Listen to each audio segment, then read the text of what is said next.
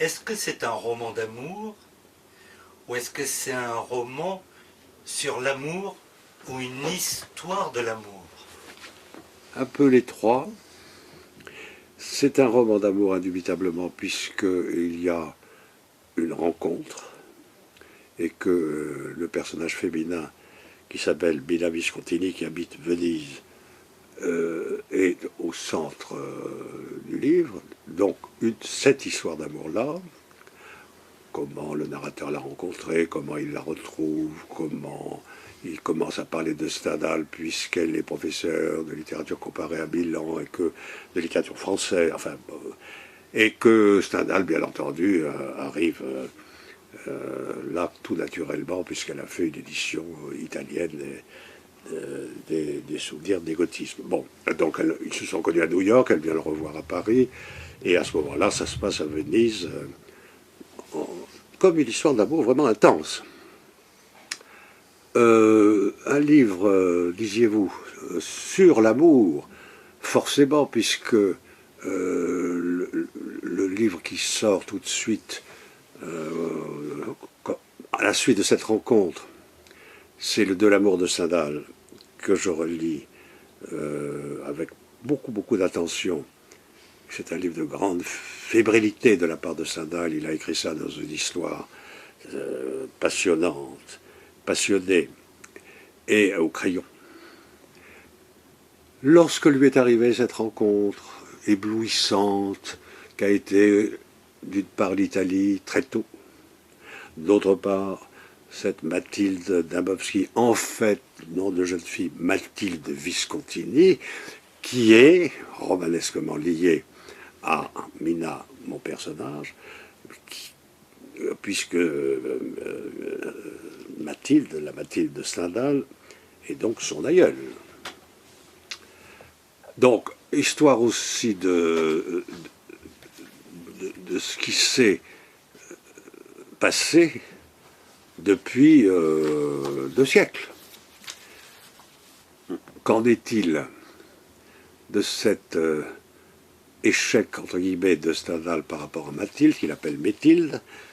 Donc c'est ce qu'il appelle l'amour-passion, la cristallisation. Qu'est-ce que c'est de ne pas avoir d'embarras au XXIe siècle, à la fin du XXe siècle, au début du XXIe siècle, avec une italienne. Donc ça permet de faire un très long plan sur ce qu'a pu être, la vie de Stendhal et ses amours, 2, sa création romanesque, puisqu'il a tiré de ses observations quelque chose de très étonnant, parce que les personnages de femmes de Stendhal sont absolument magiques, que ce soit Madame de Rênal, Mathilde de la Mole dans Le Rouge et le Noir, ou la Sanseverina, Clélia dans La Chartreuse de Parme. Bon. Qu'est-ce que... Et alors, troisièmement, un livre... Sur une histoire de l'amour. L'histoire de l'amour, oui, bien sûr, puisque De l'amour de Stendhal, déjà... Biographie de l'amour. Oui, mais le livre de Stendhal est déjà une sorte de récapitulation de tout ce qui a eu lieu, l'amour courtois, les cours d'amour, etc. Ça l'a beaucoup intéressé. Cela dit, l'intrication entre ces 2 personnages, 2, qu'est-ce qui se passe entre l'Italie et la France? Parce que c'est toute une histoire, alors encore. Parce que je me rappelle, je riais sous cape au lycée lorsqu'on me faisait réciter du Bellay, France, mère des arts, des armes et des lois. Vous comprenez bien qu'il y a un complexe d'infériorité, ou de supériorité et d'infériorité de la France par rapport à l'Italie. Stendhal est au cœur du problème, puisqu'il était en effet dans l'armée de Napoléon, et il a pu imaginer, alors qu'il avait que 13 ans, son entrée triomphale dans Milan avec Bonaparte. Donc tout ça, c'est aussi une histoire de ce qui se passait à ce moment-là en France, quand ce pays qu'on appelle la France avait l'air d'exister, et l'Italie qui tient le coup d'une façon très très profonde, contrairement à tous les remue-ménages de mafiosisation politique. Donc, que dirait Stendhal aujourd'hui? Eh bien, il le dit dans la mesure où ce livre d'amour est aussi et en même temps, et pour cause, je dirais, un livre de critique sociale très, très, très radical. Qu'est-ce que c'est que désormais la corruption, la banque, alors la politique complètement gangrenée, etc. Là, le livre qu'il faut citer, c'est Lucien Levède, évidemment, où, déjà anticipant sur les événements qui vont se précipiter, mais ô combien par la suite, Stendhal s'occupe de la montée de l'argent. Tout ça intriqué, donc, entre la France et l'Italie. Et comme je connais Venise, j'allais dire les yeux fermés, je peux me diriger dans Venise, j'ai resserré tout cela avec des sensations qui datent déjà d'un certain temps, mais que je crois éprouvées. Autrement dit, c'est de l'Italie qu'il s'agit, mais d'une Italie que ne comprennent pas les touristes de Venise ou par exemple les essais d'installation ridicules de l'art contemporain à Venise. D'ailleurs, par exemple, le souk de Pinot. Le souk de Pinot, vous foutriez tout ça dans la lagune, personne ne s'en plaindrait, je crois, sauf quelques touristes yankees obèses. C'est à peu près la même chose avec le musée Guggenheim, où viennent des visiteurs américains, où vous enlevez, je ne sais plus s'il y a encore un ou deux Picasso, le reste, vous pouvez vous en débarrasser aussi, ça ne fera ni chaud ni froid à la splendeur que vous avez dans chaque église de Venise. Voilà. Mais vous qui aimez les écrivains un peu licencieux, un peu à la marge, maudits, Casanova, Sade, etc., Stendhal, c'est un petit peu surprenant. Non. Comme si vous étiez assagi. Ah, je ne crois pas. C'est plutôt l'approfondissement. Comment c'est venu? Je fais une vie divine, c'est Nietzsche. Nietzsche n'est pas, que je sache, conçu comme un libertin notoire. Le livre est paru il y a déjà un certain temps.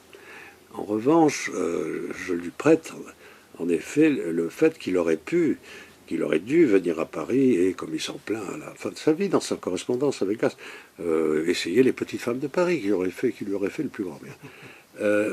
Nietzsche admirait beaucoup Stendhal. Il le découvre et il dit qu'il est obligé d'épeler son nom, personne ne le connaît.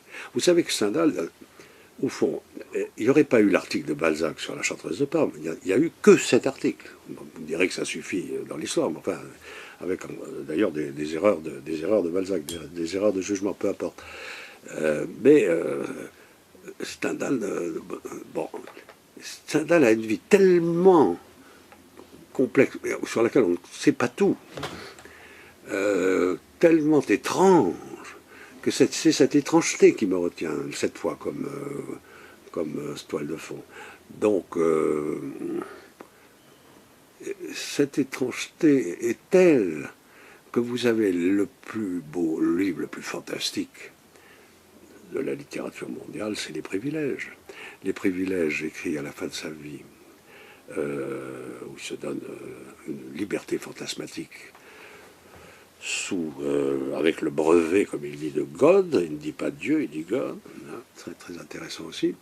Et donc, c'est un livre absolument étonnant. Donc, c'est l'histoire secrète de Stendhal, parce que le plus beau roman de Stendhal, en somme, c'est lui. Et sa vie le prouve. Se faire enterrer en italien lorsqu'on est consul, c'est-à-dire employé du corps diplomatique, mal, à Civitavecchia, c'est reçu comme une sorte de défection, de trahison. Hein. Et qu'est-ce qu'il voulait graver pour sa tombe, sur sa tombe? En italien. Donc il aimait Cimarosa, Mozart, Shakespeare, Mozart, d'accord. Voilà. Alors, la formule c'est vice, scrisse, amo. Bon. Il a vécu, il a écrit, il a aimé. Le cousin, Romain Colomb, fait graver, vous pouvez aller vérifier au cimetière Montmartre, c'est la tombe de Stendhal qui est là, il a renversé l'ordre des propositions et des verbes. C'est construit sur la formule célèbre de César, veni, vidi, vixi. Bon, d'accord. Alors, j'ai vu, j'ai vaincu. Bon, là, c'est quoi, très exactement? Il a vécu, il a écrit, il a aimé. L'amour vient donc de cette vie d'écriture, ou de cette écriture de vie. C'est ça qu'il veut dire, très précisément. C'est pas du tout, comme le fait graver le cousin, sous une forme très conventionnelle. Il a vécu, il a aimé, il a écrit. Hein, parce que comme si on vivait, on aimait, puis on écrit. Après, on écrit son expérience. Pas ça. Stendhal m'intéresse pour ces raisons. Vous aimeriez qu'on mette les 3 mêmes propositions sur votre tombe? Non, pas du tout. Moi, j'ai déjà dit ça dans un vrai roman. Quel était mon épitaphe Vénitien de Bordeaux. Donc, c'est tout simple.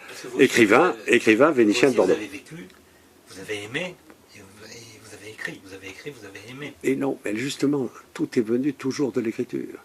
Car quand c'est parti, les choses se passent. C'est une opération beaucoup plus magique qu'on ne croit.